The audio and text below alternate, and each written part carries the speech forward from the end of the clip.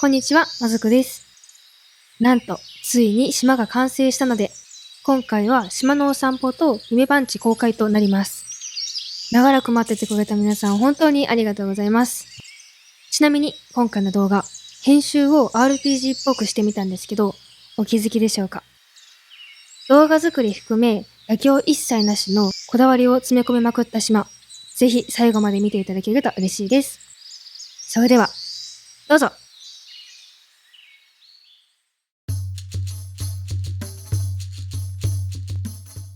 まず、夢見では案内所からスタートするので、案内所からのお散歩コースをご紹介します。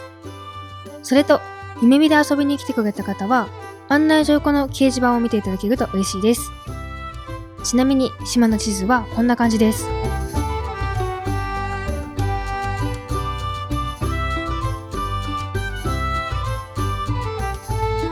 案内所は夢見でみんなのベッドが真ん中にドカンと置かれることになるので、世界観を守るために壁で囲って別次元ということにしておきました。なので島を散歩する際は、まず手前の土管に入って魔法の世界にワープします。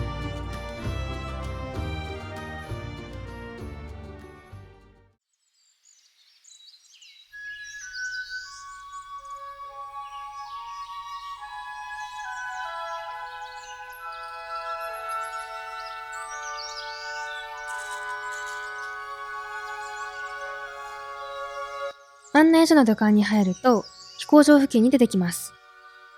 で、まだ冒険を始めたばかりの方が多いと思うので、まずはまっすぐ下に行ってキャビアが経営している冒険の案内所に向かいます。夢見ではこの辺りに武器や防具を置いているので、装備していない方はぜひ使ってください。では中に入って冒険の手続きをします。キャビアの案内所ではチュートリアルや冒険のヒントを教えてくれるという設定です。お家にいない可能性もあるので、その時は自力で頑張ってください。では、冒険の手続きが終わったので、次は岩場まで歩いて、ここまでの出来事をセーブしに行きます。では、セーブができたので、冒険を始めていきます。来たところを戻って、滝と木の間を進むと、飛行場前の始まりの谷にたどり着きます。冒険が始まるエリアっぽく、モンスターがいない安全そうな雰囲気と、遺跡やキューブライトを使って世界観を表してみました。ちなみに分かれ道を左に進むと、さっきのセーブポイントと縦長の砂浜があります。一応大きなヤドカリが住んでいるんですけど、襲ってくることはないので安心して進んでください。では分かれ道に戻って次のエリアに進みます。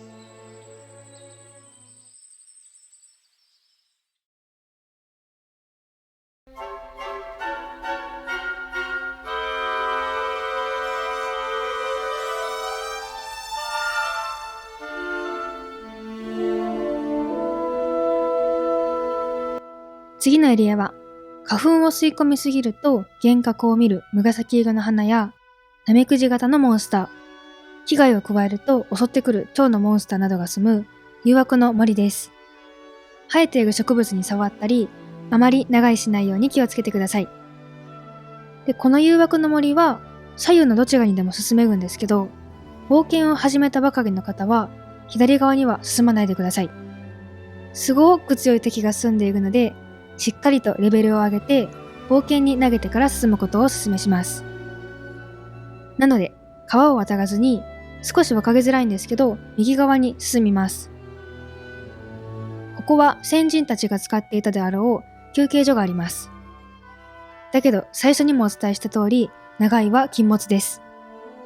レベル上げなど用が済んだら次のエリアに進みましょう。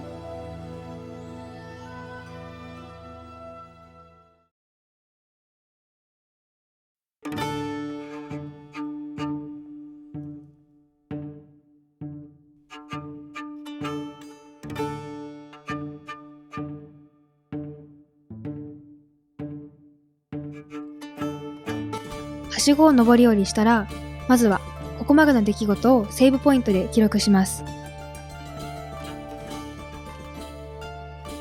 その後、道なりに進んでいくと村にたどり着きます。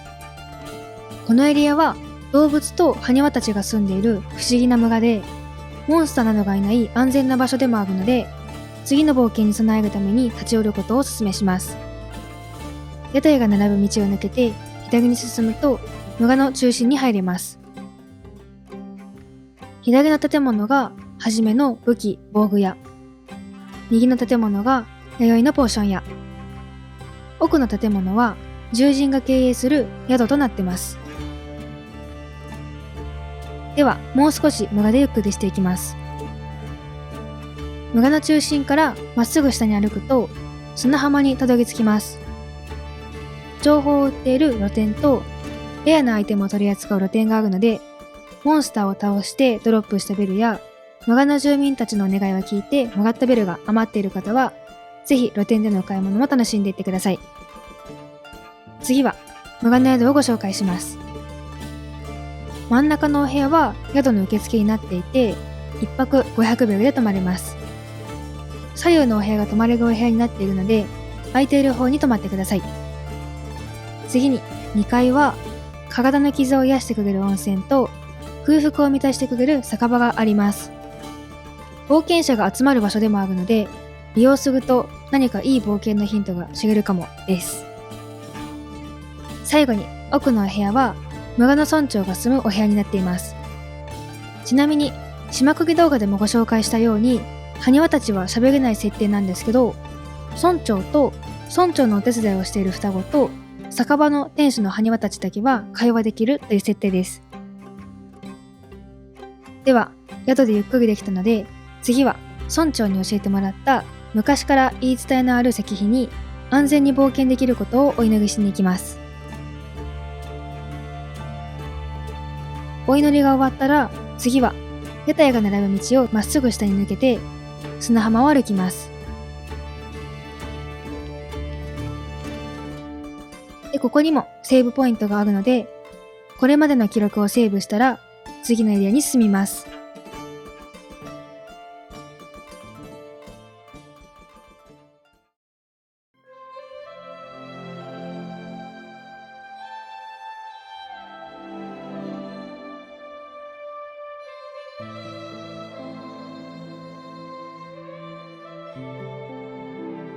崖を登ると岩山に囲まれた王国が見渡せます。ちなみに今映っているマンホールと四隅のキューブライトはワープできる場所を表していて、他のエリアにも作ってあるので、ぜひ探してみてください。それと、エリアを進むにつれてモンスターたちも強くなっていったり、物価が高くなっていくので、崖上に立つくすけ茶のお家で討伐クエストを受けてレベル上げとベルを稼ぐことをお勧めします。では、クエストを受けたら、洞窟から出てきたドラゴンたちを倒しに行きます。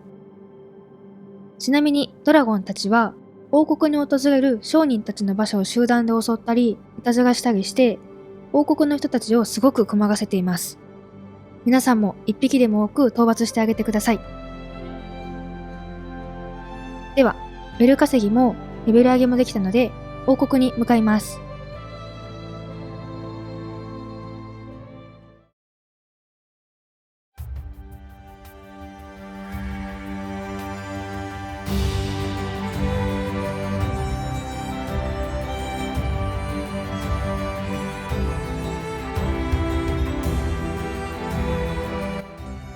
このエリアはスリーピー島で一番大きな王国で、冒険者が集う場所でもあります。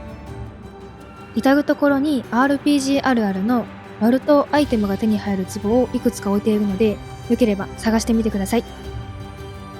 王国の中心部に行くと、建物が5軒と、背景に中には入れないんですけど、お城が建っています。左手前がルナのポーション屋さん。正面が銀閣の武器防具屋。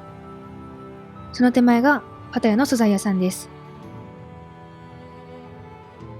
では次は左右の大きな建物をご紹介する前に東門を出て寄り道していきます。東門を出ると岩場に赤く光る苔が生えています。不思議な村と同様にこの赤い苔を使ってルナがポーションを作ってくれています。では次は奥に進みます。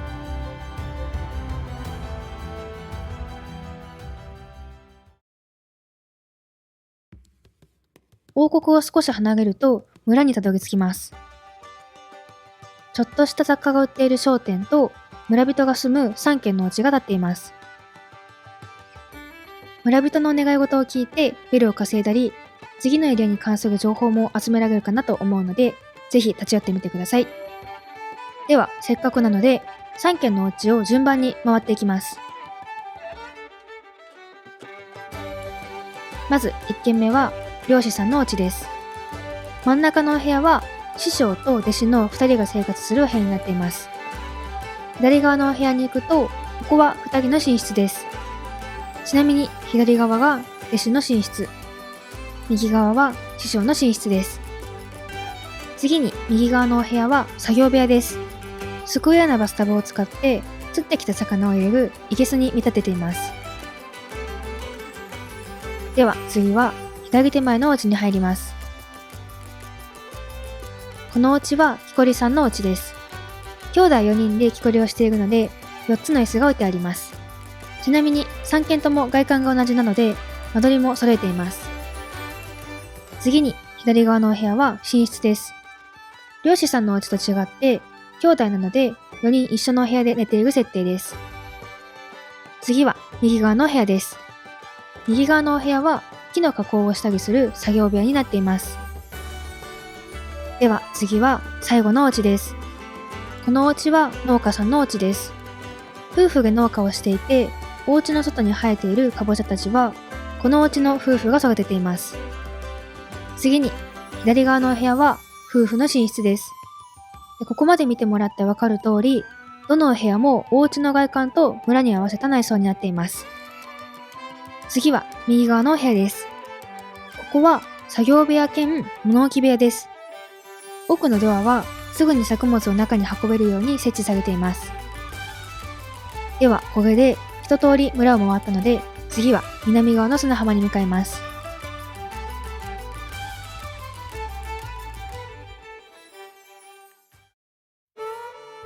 赤い苔がある岩場を過ぎると、王国の住民たちが利用する洋服屋さんがあります。特殊効果がある洋服は売っていないんですけど、おしゃれも楽しみたい冒険者さんはぜひ寄ってみてください。次はそのまま下に進みます。門をくぐるとモンスターが出る岩場の無法地帯です。次の門をくぐればモンスターはいなくなるんですけど、油断しないようにしてください。では早速その門をくぐると港にたどり着きます。漁師さんや貨物船だけではなくて、時々海賊も利用するので、トラブルに巻き込まれないように気をつけてください。で、さらに左に進むとテントがあります。おそらく冒険途中の人か港に来る人たちがここにテントを張ったんじゃないかなと思います。では王国に戻って残りの建物の中に入ります。真ん中のお部屋は教会になっていて、自力で解けない呪いなどを直してくれます。次に右のお部屋はシスターのお部屋です。正面にあるスペースはシスターがお祈りするスペースになっています。次に左のお部屋は図書室です。島の歴史や魔法に関する本などがたくさん置いてあるので、興味のある方は立ち寄ってみてください。次は2階です。ここは青色のギルドになっています。この王国には全部で3つのギルドがあるので、加入したい方はそれぞれのギルドマスターに話してみてください。では次は最後の建物です。真ん中のお部屋は冒険者たちが集まる酒場になっています。少し騒がしいんですけど、おそらくいろんな冒険者たちと仲良くなれる場所だと思うので、もし気の合う冒険者がいれば、ぜひ冒険に誘ってみてください。次は右側のお部屋です。ここは魔法が買えるお店です。すごく強い魔法は売っていないんですけど、役に立つ魔法は売っているので、キャビアの案内所で魔法使いを選んだ方はぜひ寄ってみてください。次は左のお部屋です。ここは鍛冶屋さんです。この王国にしかないので、用のある方は立ち寄っておくことをお勧めします。では次は2階です。ここはさっきの建物と同じくギルドです。赤がテーマになっています。次は地下です。地下もギグドで、ここは緑がテーマのギグドになっています。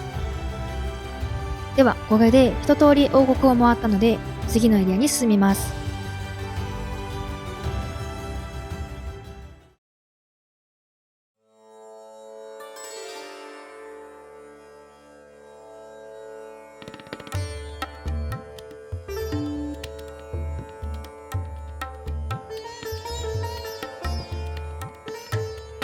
このエリアは大昔にあった町が滅んでモンスターたちが住み着いた忘却の砂漠です。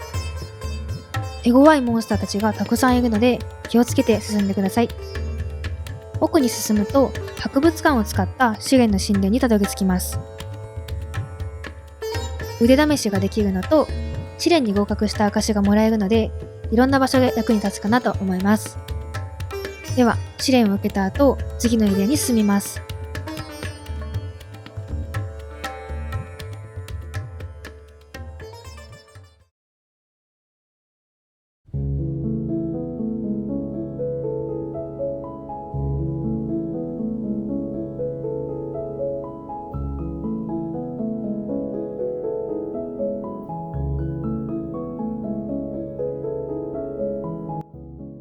このエリアは安らぎの水の都です。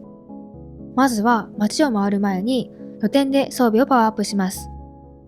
街の真ん中には大昔に街を救ったとされる女神の像があって、階段を登ると街全体が見渡せます。ちなみに右に進むと忘却の砂漠にある高台にも行けます。では来たところを戻って正面の建物の中に入ります。このお家はジュリーのお家で、中は兵士さんたちが寝泊まりする場所と牢屋になっています。ちなみにジュリーは兵士の中で一番偉い兵士長です。次はお城の中に入ります。真ん中のお部屋はこの町の女王ビアンカがいる王座の間になっています。次に奥のお部屋が町ができた頃から守られている聖水があるお部屋です。飲むと不老不死になれるという言い伝えがあるんですけど、ビアンカの一族しか真実は知らないという設定です。次に左のお部屋がお城のメイドさんたちが使うキッチンです。奥のドアは食料庫とメイドさんたちのお部屋につながっているという設定です。次に右のお部屋が洗濯部屋です。このお部屋でドレスやシーツなどを洗って奥のドアから外に干しに行っているという設定です。次は2階です。ここは王族や貴族たちが食事会を開いたりパーティーが開かれる場所となっています。最後は隣に立っているビアンカのお家です。ここはお城の離れになっていて、このお家でビアンカは暮らしています。ちなみにビアンカは女王でもあり、水を操る魔法使いでもあります。ではお城を出て続けて街を歩きます。今いる場所を下に降りるとさっきいた場所になっていて、そのまま門をくぐると街の外に出ます。ではここまでの記録をセーブして次のエリアに向かいます。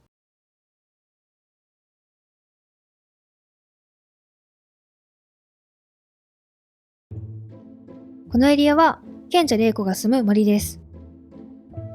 次のエリアではもうボスの魔女がいるエリアなので、手強いモンスターたちが生息していたり、魔女の魔力が侵食してきていたりします。では奥に見える建物に入ります。このお家は玲子が住んでいます。玲子は魔女の魔力の侵食を抑えるためにこの森に住んでいて、ビアンカと同じくらい強い魔法使いです。ボス戦に備えて学べることがたくさんあると思うので、ぜひ玲子ちゃんに話しかけてあげてください。ではついにボスが住むエリアに向かいます。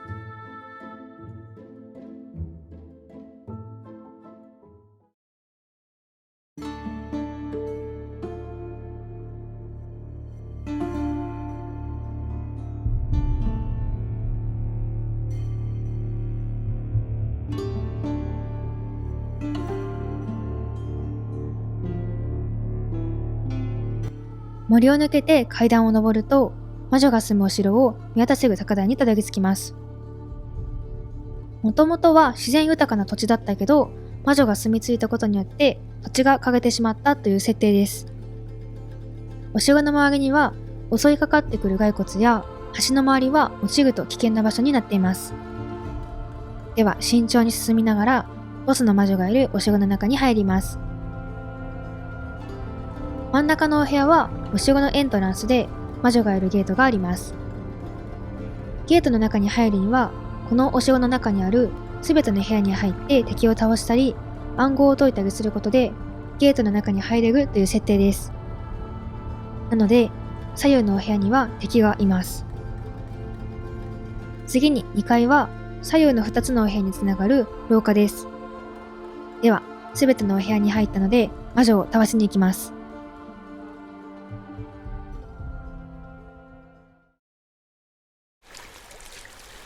魔女を倒した後は、左の門をくぐって、岬にあるゲートに向かいます。魔女を倒したことで、ゲート前のキューブが光って、扉が開くという設定です。夢見で案内所に戻る際は、ゲートから行けたらすごく良かったんですけど、普通に始まりの谷に戻って、土管からお帰りください。いかがでしたでしょうか？これでスリーピー島のすべてをご紹介し終わりました。ぜひ足を運びに来ていただけると嬉しいです。ちなみに次の動画は、冒険の始まりからボスを倒すまでのストーリーをショートムービーっぽくまとめた動画です。また時間がかかってしまうかもなのですが、お楽しみにお待ちいただけると嬉しいです。最後まで見ていただきありがとうございました。よければ高評価とチャンネル登録、コメントもお待ちしております。ではでは、夢の中でお会いしましょう。ほいじゃ。